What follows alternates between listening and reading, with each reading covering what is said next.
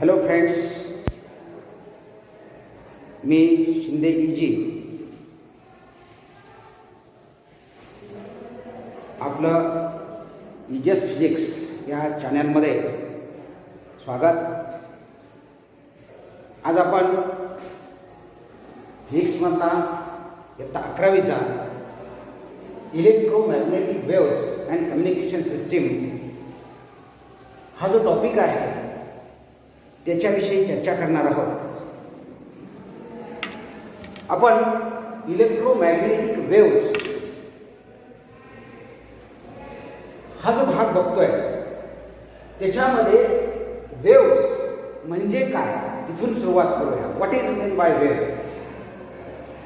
त्याच्यानंतर electromagnetic wave म्हणजे नेमकं काय आणि या इलेक्ट्रोमॅग्नेटिक वेव्हचा कम्युनिकेशन सिस्टीमशी काय संबंध आहे याचा सगळ्याचा जे डिस्कशन आहे ते आपण या टॉपिकमध्ये करणार आहोत. सगळ्यात पहिल्यांदा आपण वेव्स म्हणजे काय बघूया. याच्याविषयी पाठीमागच्या काही टॉपिकमध्ये चर्चा केलेली आहे, तुम्हाला माहिती आहे. कशाला म्हणतो वेव्ह आपण? त्यासाठी तुम्ही ट्रान्सव्हर्स वेव्ह, लॉन्जिट्युडिनल वेव्ह याचा अभ्यास केलेला आहे. An oscillatory disturbance traveling through a medium without change of its form, it is called wave. आपण एका दोरीचं उदाहरण पाहिलेलं आहे. If a string is fixed at a rigid support,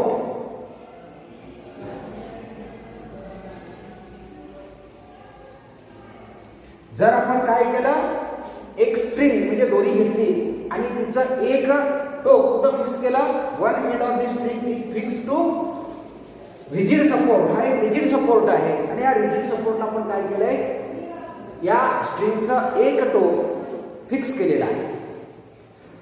या स्ट्रिंगचं दुसरं टोक जे आहे ते फ्री आहे. ते जर आपण ऑसिलेट केलं, त्या ठिकाणी एक डिस्टर्बन्स क्रिएट केला, डिस्टर्ब केलंय. ही जी मीडियमची जी सिस्टीम आहे, हे स्ट्रिंग म्हणजे एक मीडियम झालं. त्याचं हे ए टर्मिनल आहे आणि इथलं बी टर्मिनल आहे. बी टर्मिनल फिक्स केलेलं आहे. आता या ठिकाणी आपण ऑसिलेशन निर्माण केलं, म्हणजे इथं डिस्टर्बन्स क्रिएट केला. हा डिस्टर्बन्स कसा क्रिएट केला जातो, तर याला काहीतरी एनर्जी इथं दिली जाते. आपण हाताच्या साह्यानं त्याला एनर्जी दिली असं गृहीत धरूया. मग हा जो डिस्टर्बन्स आहे तो काय होतो, असा इथपर्यंत जातो, बरोबर आहे. त्याच्यानंतर असा पुढं पुढं पुढं हा ट्रान्सफर होत जातो आणि याच्यावरती जो पॅटर्न दिसतो त्याला आपण काय म्हणतो, वेव्ह असं म्हणतो. म्हणजे ऑसिलेटरी डिस्टर्बन्स काय होतोय, मीडियम मधून पुढं पुढं जातोय. याचा जो फॉर्म आहे त्याच्यामध्ये बदल होत नाही. अशा पद्धतीनं हा पुढं पुढं ट्रान्सफर होतोय. त्याला आपण काय म्हणतोय, वेव्ह असं म्हणतोय. आता वेव्ह दोन प्रकारचे असतात. एक पहिला प्रकार म्हणजे मेकॅनिकल वेव्ह आणि दुसरा प्रकार म्हणजे इलेक्ट्रोमॅग्नेटिक वेव्ह. मेकॅनिकल वेव्ह मध्ये काय असतं, तर अशा पद्धतीचं कुठलं तरी एखादं मटेरियल मीडियम गरजेचं आहे, माध्यम गरजेचं आहे.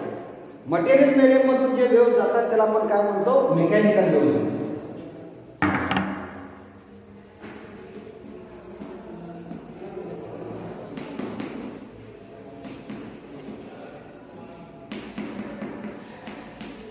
Mechanical wave.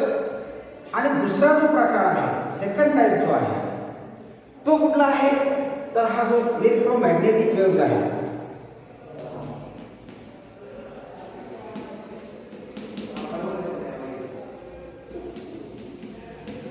Electromagnetic wave.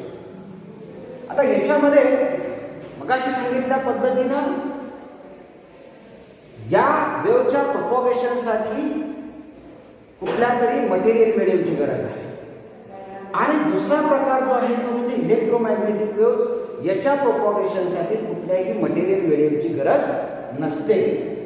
याचे दोन प्रकार आपण पाहिलेले आहेत, लॉन्जिट्युडिनल वेव्ह आणि ट्रान्सव्हर्स वेव्ह. मीडियम पार्टिकल कोणत्या पद्धतीने व्हायब्रेट होतात, प्रोपगेशनची डायरेक्शन आणि मीडियम पार्टिकलची व्हायब्रेशन त्याची डायरेक्शन, याच्यावरून आपण याचे दोन प्रकार पाडलेले आहेत. ते म्हणजे लॉंजिट्युडिनल वेव्ह आणि दुसरं म्हणजे ट्रान्सव्हर्स वेव्ह. या मेकॅनिकल वेव्हचे दोन प्रकार आपण अभ्यासलेले आहेत. एक लॉंजिट्युडिनल वेव्ह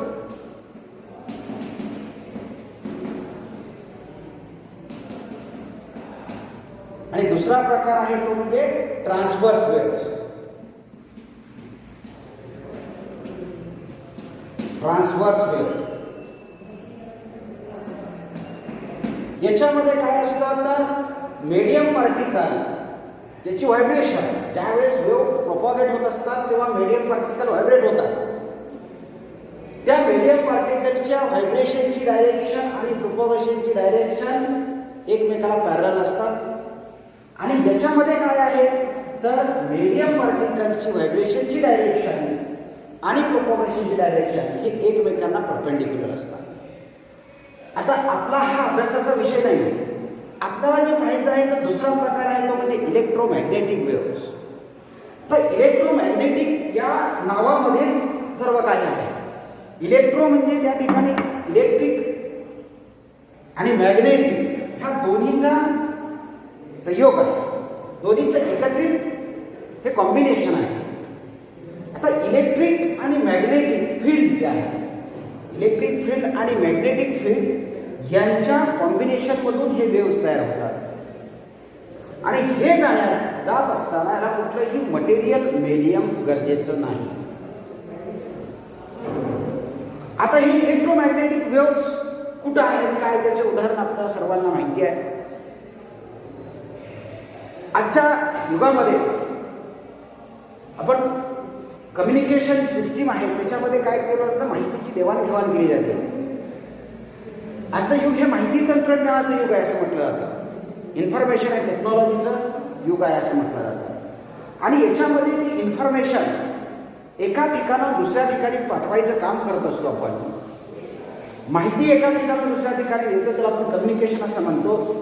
आणि याच्यामध्ये आपण ह्या इलेक्ट्रोमॅग्नेटिक वेव्हचा वापर करत असतो. याचं उदाहरण सांगायचं झालं तर टीव्ही आहे. हजारो किलोमीटर अंतरावरती एखादी मॅच चालू असते ती आपण घरामध्ये बसून बघू शकतो, बरोबर की नाही. तर हे जे कम्युनिकेशन आहे तिथली लाईव्ह मॅच आपण इथं बसून बघू शकतो. आता ती जी काय माहिती आहे तिथं, ती जी काय पिक्चर्स आहेत, व्हिडिओज आहेत, ते आपण काय करू शकतो, आपल्या घरामध्ये बसून बघू शकतो. ते जी माहिती आपल्यापर्यंत पोहोचत असते ती या इलेक्ट्रोमॅग्नेटिक वेव्हच्या स्वरूपामध्ये पोहोचत असते.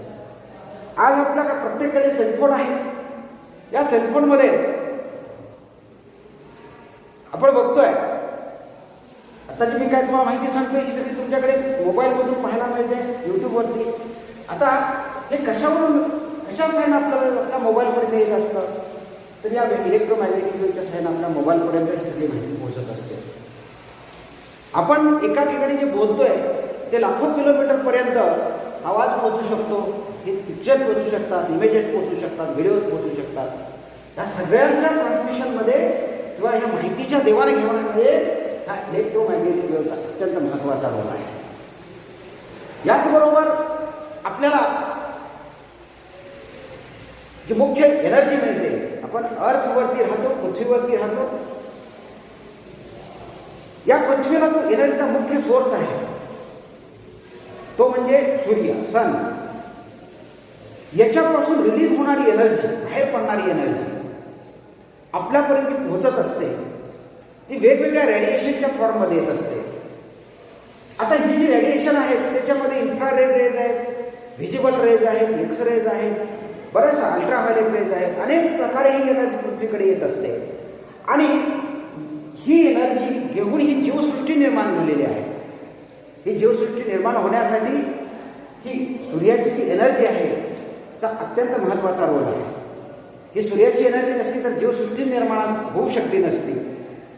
मग ही जी एनर्जी आहे, सूर्यामध्ये तयार होणारी एनर्जी आपल्या पृथ्वीपर्यंत लाखो किलोमीटर अंतर पार करून निर्वात पोकळीतून आपल्यापर्यंत पोहोचत असते. आणि ती एनर्जी या इलेक्ट्रोमॅग्नेटिक वेव्हच्या फॉर्ममध्ये आपल्यापर्यंत पोहोचत असते. अशी कितीतरी उदाहरणं आहेत. आपल्या डेली लाईफमध्ये एक्सरे आहेत, वेगवेगळ्या मशिनरी आहेत, अनेक प्रकार आहेत की प्रत्येक ठिकाणी आपल्याला इलेक्ट्रोमॅग्नेटिक वेव्हचा आपण वापर करत असतो. हे जे इलेक्ट्रोमॅग्नेटिक वेव्हज आहेत त्याचा आपण या टॉपिकमध्ये सविस्तर अभ्यास करणार आहोत.